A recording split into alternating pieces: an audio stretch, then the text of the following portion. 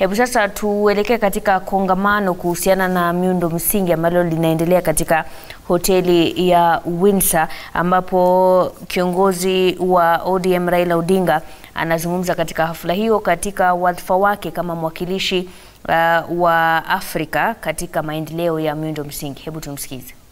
As those are. I want to thank the political leadership that is spearheading this push to have Africa look more into what it can do better for itself before turning abroad for help. That really is the reason we have brought you here, to think about what we can do for ourselves as Africans before we go to the World Bank, we go to the EU, or to the Chinese. We are here to discuss a solemn subject: infrastructure financing. In the journey of a country's or a continent's progress towards prosperity, infrastructure plays a decisive role. When they went and conquered America, the US unveiled the interstate highways at the end of the First World War. Navigation of the vast continent became easier. The once daunting rugged terrain got ironed out. Cities emerged. Shopping malls sprouted. Restaurants evolved to serve a continent of drivers. Tourism thrived, with the chains of hotels popping up along interstates to serve an influx of travelers. The highways turbocharged the economy. Before the interstate highways, Western world had invested heavily in the railways. The US built the first transcontinental railway across the North America in the 1860s, linking the eastern part of the country to the Pacific coast. By 1850, Western nations had 40,000 kilometers of railway line, while Africa, Asia, and Latin America combined had only 4,000 kilometers. One could say that investment in infrastructure is where regions and continents parted ways with regard to development.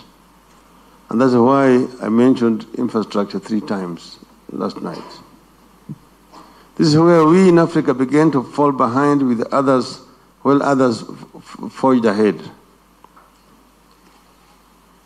It is Africa's turn to take up infrastructure challenge.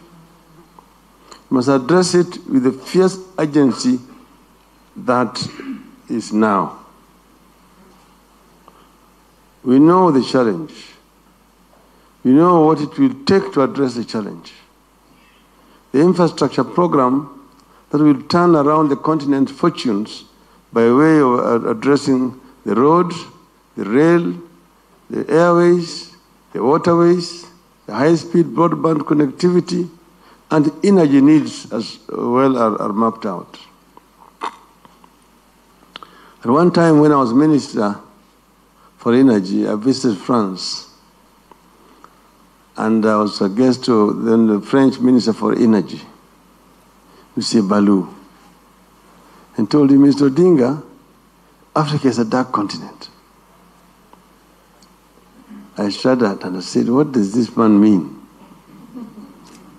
He told me, yes, I'll show you that Africa is a dark continent. I was thinking of the old description of dark continent. He went and took out a satellite map and tells me, this is how Europe looks like at night from the satellite. And then he took another one, and when you could see the European city, lights all over the place. Then he took another one, said, this is Africa at night from the satellite. And you could see nothing, some little lights down south, nothing here in the middle, some little around Egypt. That's it. So he said, this is what I mean. So this is very right. So he told me, you know, while Europe is working at night Africa is busy sleeping and working in other directions. No wonder you have high rates of population growth. So I said that this is something you can only answer by lighting Africa, making Africa work at night productively.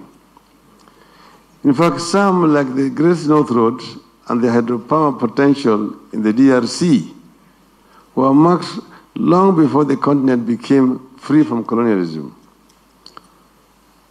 We talk of Inga in the DRC, but it's just become a pipe dream. Yet in Inga, you can generate up to 45,000 megawatts, which will help to propel a number of industries in the continent.